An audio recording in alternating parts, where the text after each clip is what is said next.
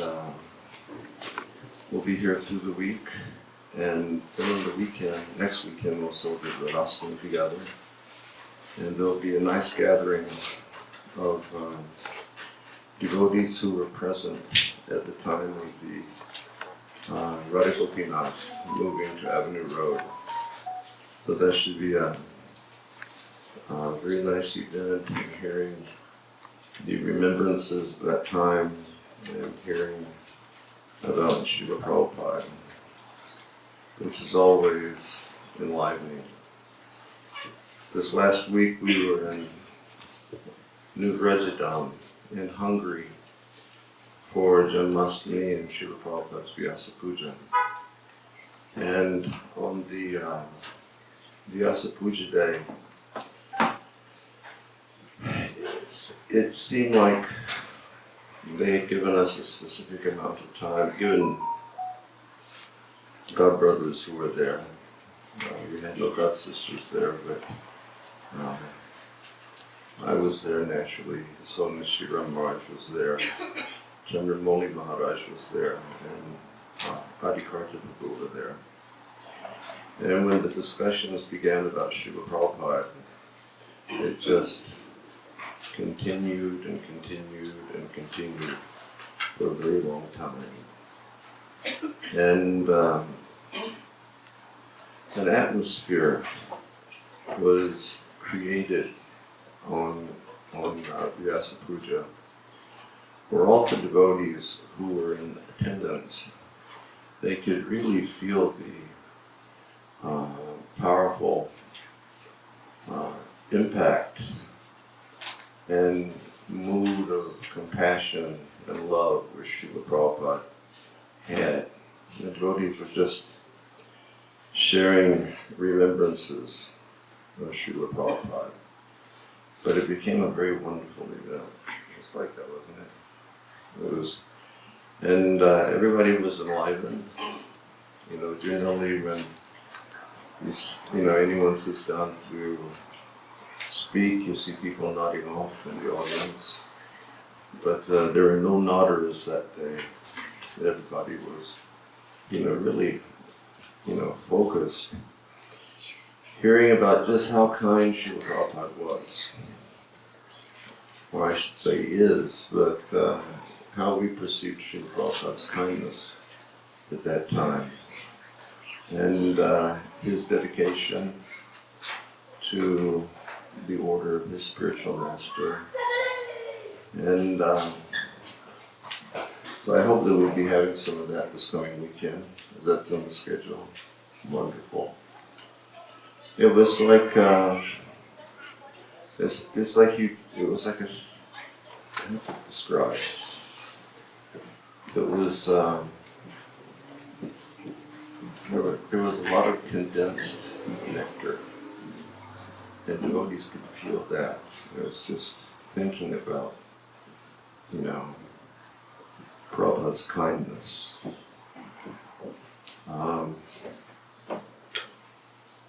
First, our God brother, did Adikarta speak first, or did Chandramoli Maharaj speak first? Chandramoli Maharaj spoke, and then Adikarta Prabhu spoke. And then Srila Maharaj requested me to speak. And I took up the topic of how people often have a conception of Srila Prabhupada as the, sitting on the Vyasa and presenting the, very highest principles of Dharma.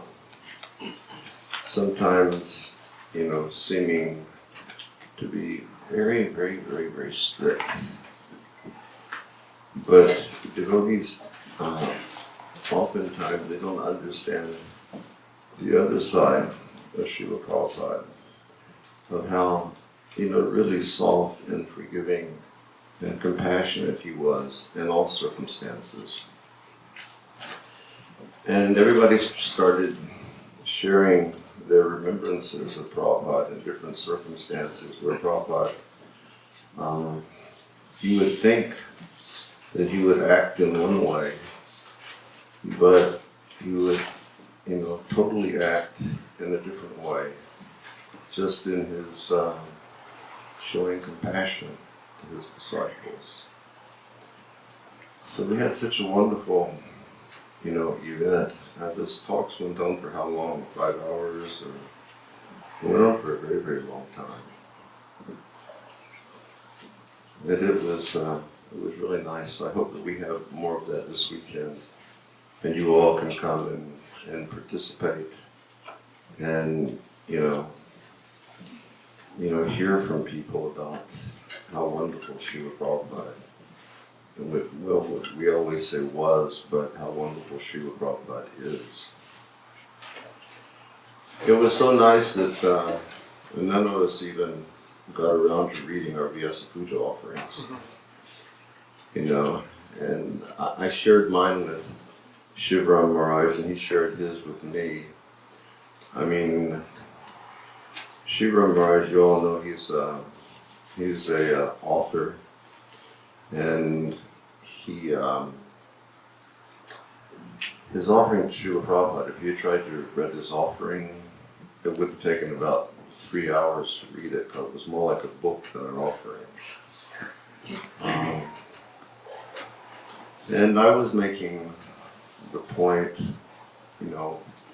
about Srila Prabhupada's, great success, that he had in spreading Krishna consciousness, and why, he had such great success. And I was looking at a verse from the 11th canto of the Srimad Bhagavatam, where Krishna is speaking to Uddhava. And Krishna,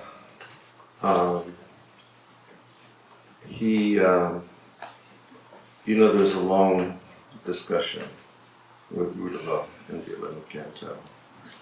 And he explains different topics to Uddhava. He speaks about Varnashram, and he speaks about renunciation, he speaks about so many topics. But then, because he loved Uddhava so much, he said, I've already spoken to you about all these things. And I know your eagerness, that you want to understand, devotional service even more, because you love me. Those are just the words that Krishna uses in the translation. He said, my dear Uddhava, because you love me so much, I will go further and I will explain more to you about devotional service. And then he gives a long list of qualities of the devotees.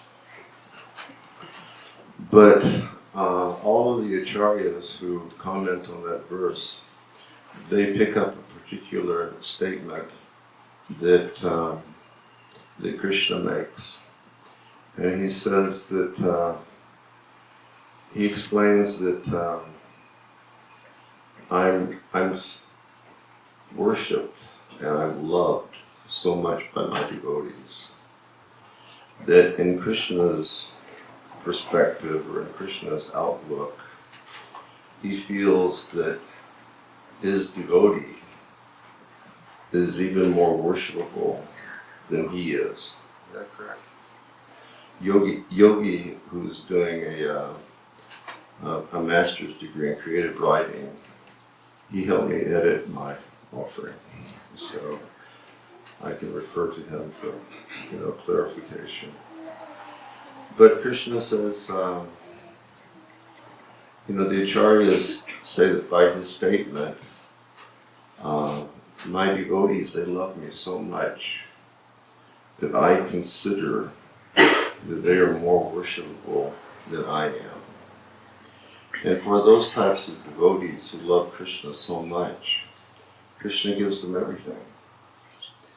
And we saw that with Prabhupada, didn't we? It's like Prabhupada, we all know the story how Srila Prabhupada came to the States, and Srila Prabhupada just had, 40 rupees in his pocket, but Krishna gave him so much, because he was so fixed. Srila Prabhupada, Srila Prabhupada, he could see that in his spiritual master. His spiritual master loved Krishna so much, so Srila Prabhupada was just always focused on, his Guru Maharaj's mercy, and was focused on Krishna. And Krishna gave him everything.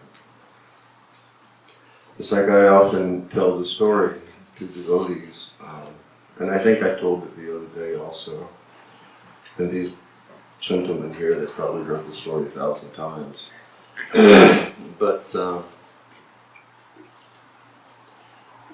well, I should say that myself, I didn't have much association with Srila Prabhupada at all. I was just the cook in the Toronto temple, boss. That was it.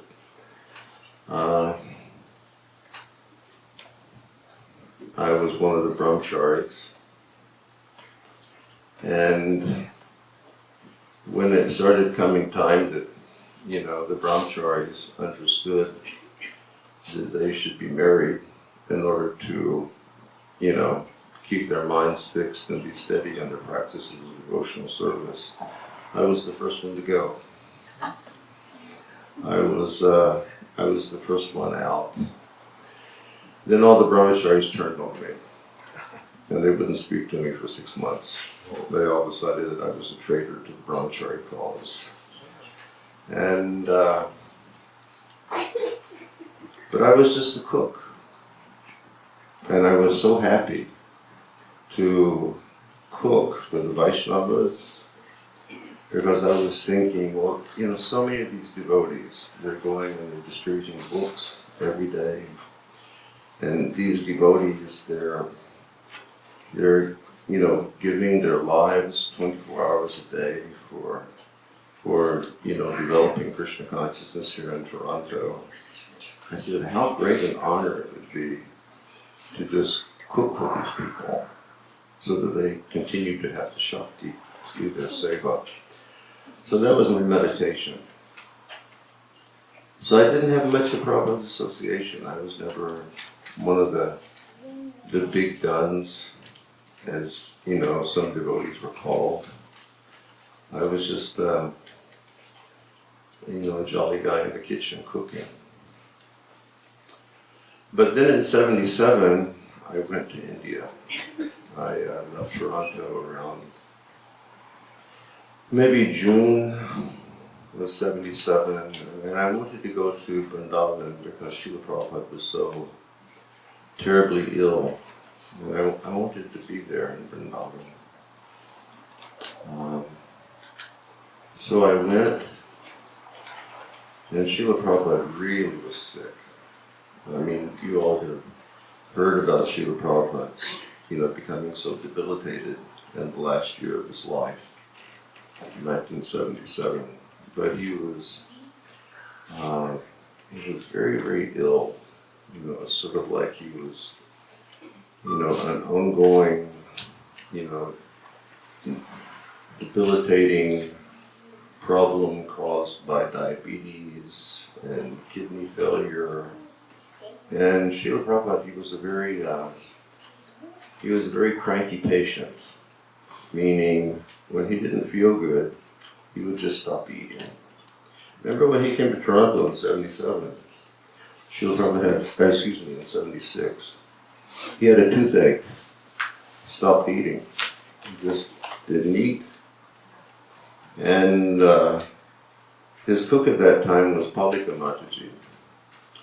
And she used to go in and she used to, beg Prabhupada every day, what can I cook for you? What can I cook for you? No, I have no appetite. I don't want to eat.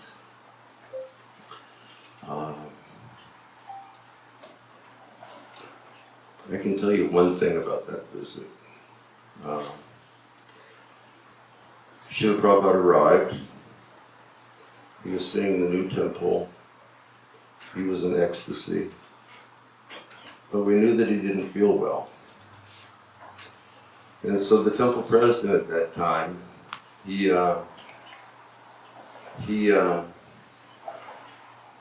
said, let's go to Srila Prabhupada's room and let's see how much engagement Srila Prabhupada wants to have while he's over here.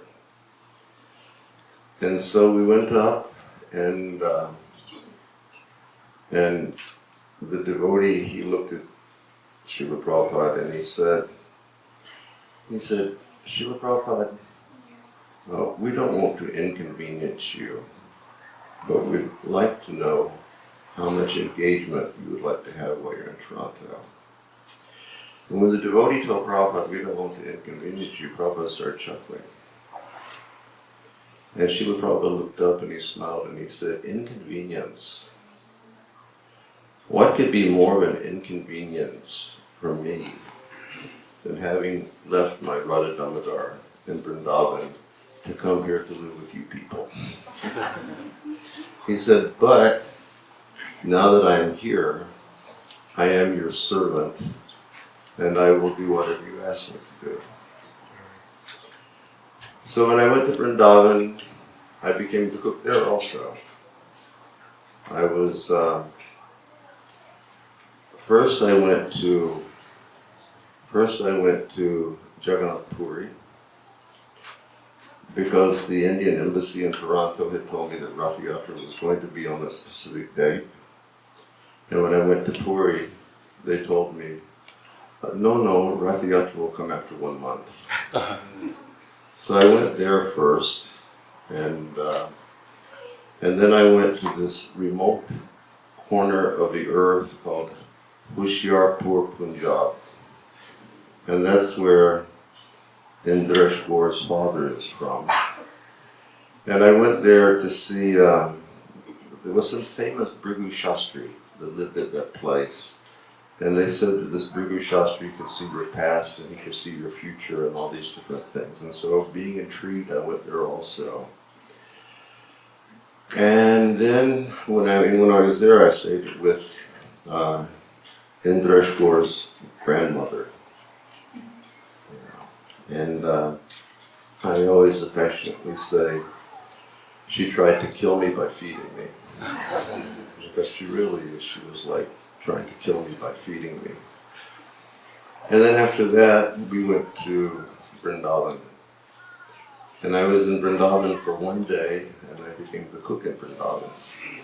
But it was very different. It was, we didn't have nice stoves, and we didn't have ventilation, we didn't have anything like that. We just had wood fires to cook on. And boy, was it austere.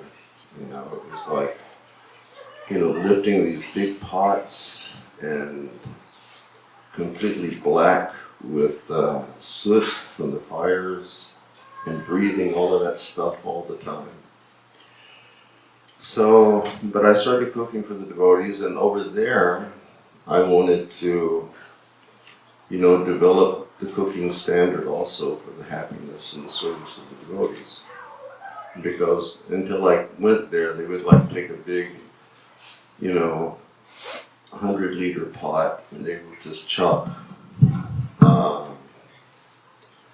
They would chop some squash and put inside, and then the cook would put on 2 handfuls of turmeric and 2 handfuls of chili and throw a bunch of salt and boil it, and that was sabji.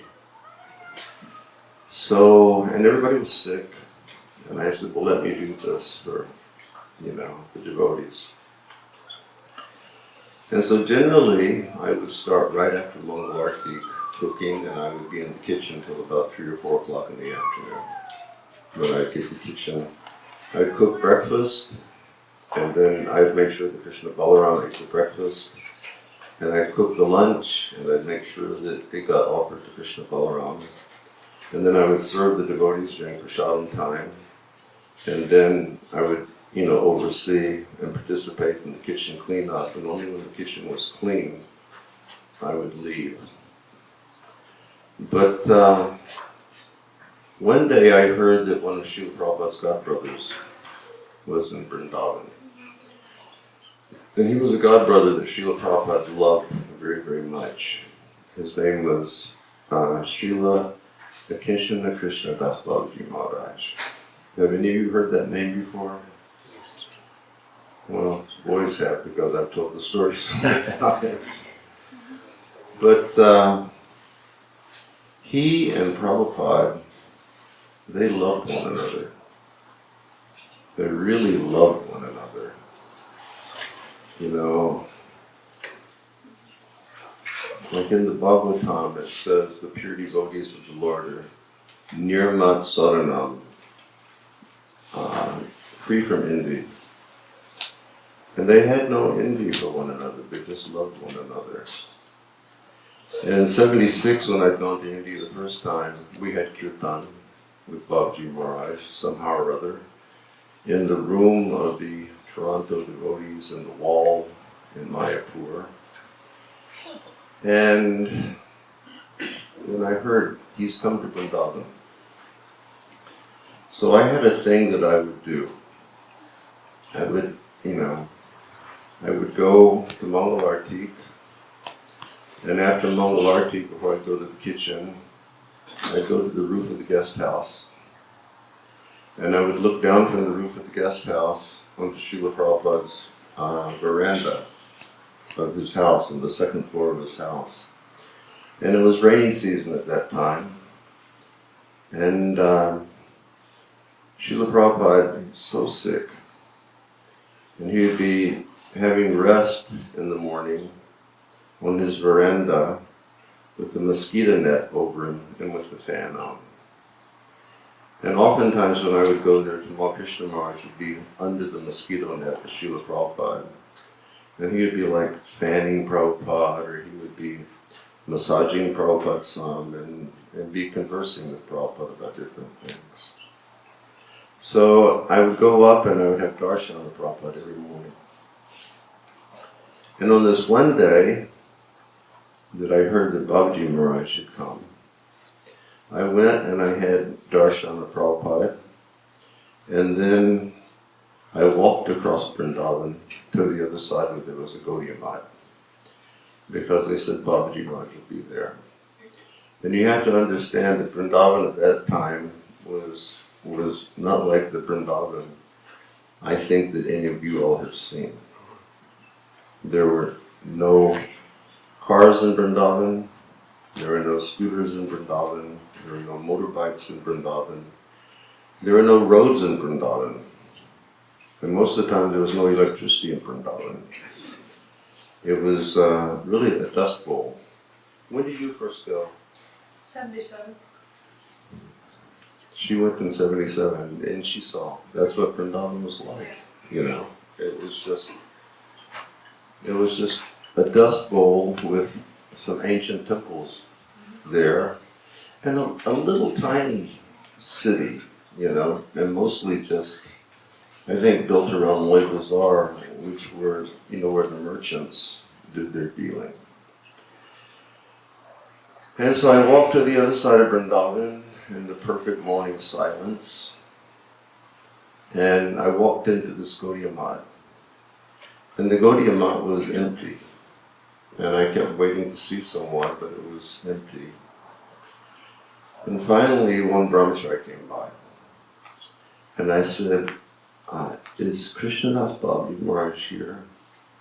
And the brahmachari said, oh yes, he's here. He's upstairs. I said, could I get an appointment to see Babaji Maharaj? And he looked at me and said, what is appointment? Because Srila Prabhupada, in the beginning of Srila Prabhupada coming to the West, his doors were always open, like at 26 2nd Avenue. His door was always open, and people would just go in and sit down with Prabhupada and start talking. And Prabhupada would sit there very fatherly and just listen to what they were saying. But then when he started, his traveling so much, Srila Prabhupada was always on a tight schedule. And for the most part, unless you were a big person, you couldn't get in to see Srila Prabhupada. A personal audience with Prabhupada? I sat in the back of the room while he was speaking to other people, but personally, he and I. No, it's a conversation, but he did come into the temple room and I was doing archie once and they were alone with that. Oh. That's at the big temple? Gerard Street. Oh.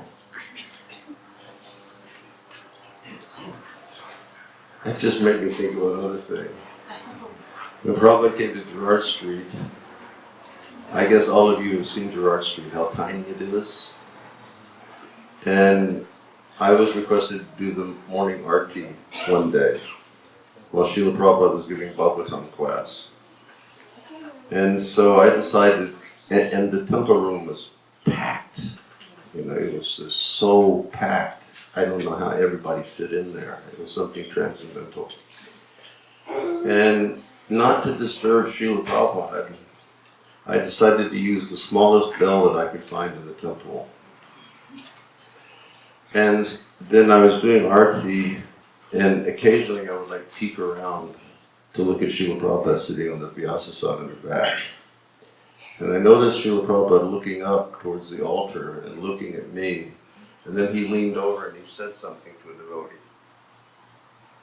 And then that devotee, I mean maybe it was Satsrup Maharaj, you know, he leaned over and he said something to Satsrup Maharaj.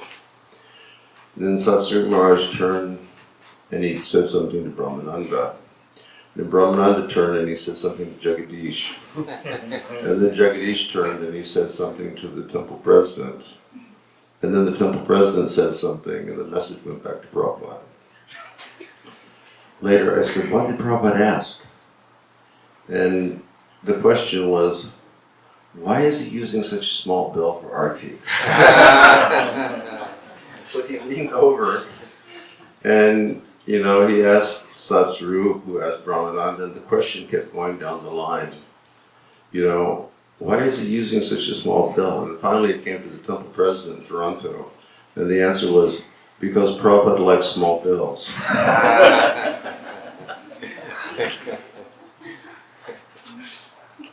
So I went to this Gaudiya Mat. I went in, asked for an appointment.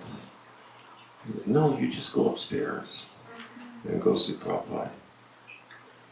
So I went upstairs and I was like looking. And in this one room I saw this Maharaj sitting. And he was very tiny. He was sort of like Prabhupada's stature, you know. He was a very small individual. And he was sitting with a little table in front of him, sitting on a grass mat with a little table in front and some shastra and his notepad, because he liked to write down notes when he was reading shastra and write down verses also. And I saw him and I went in and I offered obeisances. I mean, I went, you know, flat on the ground and offered obeisances. And when I came up, I didn't know what to do. And so I looked at him and I said, excuse me, do you speak English? And when I said that, he came straight like this, and he put his head back there and he said, why? I think I speak very good English. And the ice was broken. And then the first thing he started doing is he just started reciting verse after verse after verse about the glories of the holy name of Krishna. One verse after the next verse. And each verse he was getting more and more animated. And finally he started, you know, and he was like waving his hand in the air and he was saying the last verse of the Srimad Bhagavatam. The very last verse of the Srimad Bhagavatam. It explains that you should just always chant the name of the Lord, and you should always bow down and be humble, and everything will be a success. And then he stopped. And at that point, I reached in I had a bag that I was carrying, and I reached in my bag and I pulled out my recording device. And now you record everything on your phones. But back then, our recording devices were this big. And I pulled it out, and he looked at me.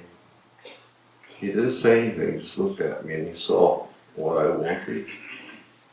And he just, first he chanted prayers of his Mangala Charnam that he would always chant before doing any kirtan. And then he just went, Jaya Shri Krishna Chaitanya Prabhu Nityananda Shri Advaita Gadadhar Shivasari. And then he just started singing kirtan. And, he saw that's what I wanted, and he just sat there for maybe 20 minutes, just like tapping his hands together, singing the holy name in complete absorption. And then he just stopped. And he looked at me. And he said something which made a big impact. He said, your spiritual master is the most glorious Vaishnava who has ever lived. And when I heard one of Prabhupada's godbrothers say that, I was really touched because many times, Prabhupada's godbrothers would say he's having success just because he was a businessman, or he's having success just because of this or that or the other. But they didn't say he's having success because of why he really had success. And he looked at me and he said,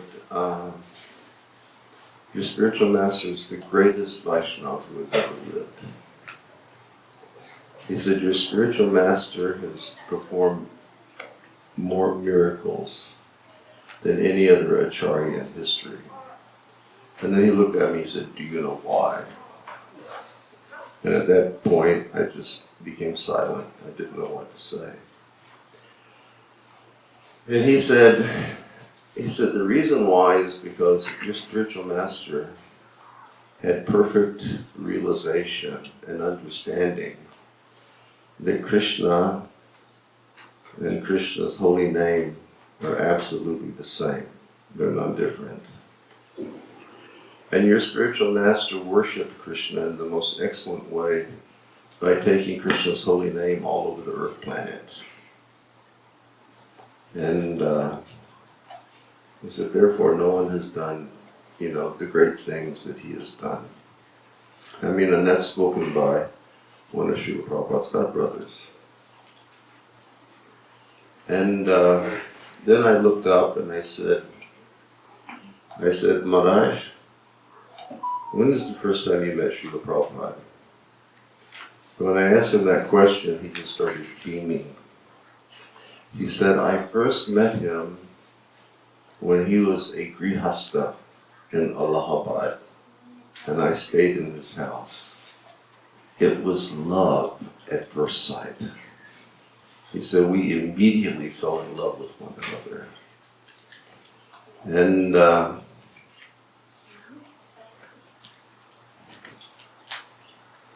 so it was so wonderful hearing that one of Prabhupada's godbrothers would glorify him in that way for the service that he did.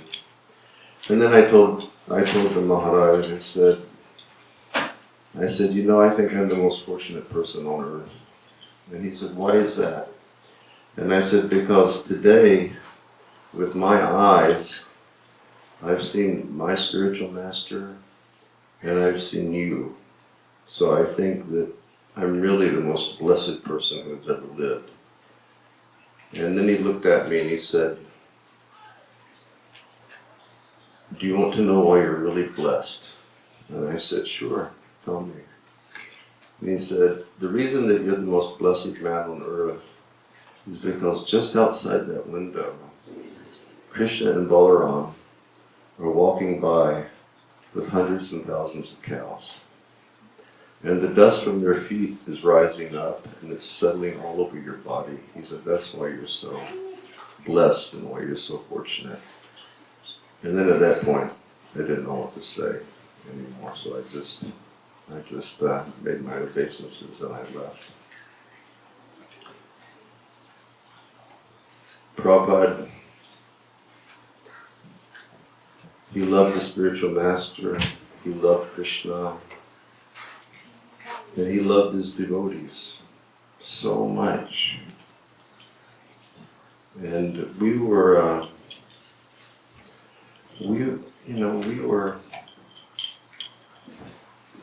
people from not a high background. We weren't, the Indian folks who have some basis in, culture. We were just like Western folks. The Srila Prabhupada loved us so much.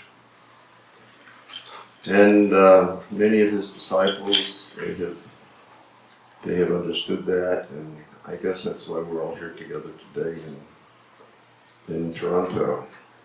That Srila Prabhupada's love continues to spread for generations, through his disciples. I mean, how many generations has it been since that time? 3 or 4 generations of Vaishnavas. And everybody is still feeling touched and moved to take up Krishna consciousness, take up the responsibility of trying to become perfect and trying to serve Krishna perfectly. Srila Prabhupada would always give an example that, say we have this harmonium here, and say it has some defect, and the yogi takes the entire harmonium apart and puts it back together again. But he leaves one item of the harmonium out. The harmonium will be incomplete. It won't make, the proper noise. And in the same way, we may have so many things in life, but if we don't have love for Krishna, and if we don't have an understanding of Krishna, and if we don't dedicate our lives for the service of Krishna, our lives will always be incomplete. And that's the situation of the world today. It's developed in so many ways, but people are incomplete because they don't have love for Krishna. So we're blessed, and all of you are blessed. And Krishna, why are Krishna's devotees that way again? Because Krishna is like that. Last night, Vaisheshika Prabhu spoke in Dresh Kaur's house. And he gave like a super fantastic talk. Really it was a fantastic talk. It was just like Shastra after Shastra after Shastra after Shastra. It was super.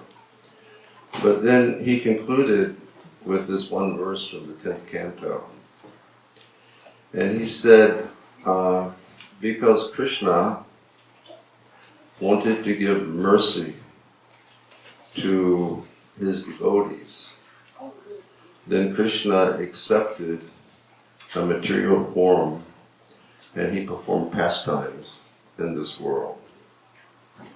And anyone who has the ability or the opportunity to hear those pastimes, devotional service to Krishna should become the sole intent of their life. And I've heard acharyas translate this last line of the verse, Yashutva, what is it? Parato Bhavet, something to that effect. That by the mercy of Krishna in performing these pastimes, if we have the opportunity to hear about those pastimes, or to hear Krishna's holy name, that should become our sole intent. And the way that it's written is that it's not something which can be done or it can't be done. It's something that must be done.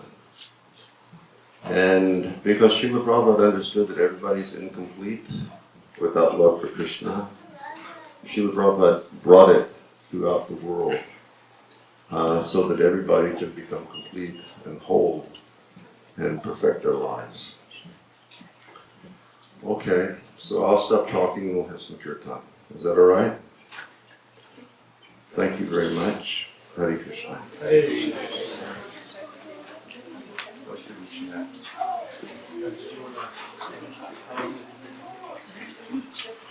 About 45 minutes.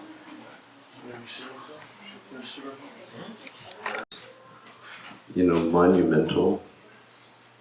He was really chastising the Indians. She was chastising very strongly.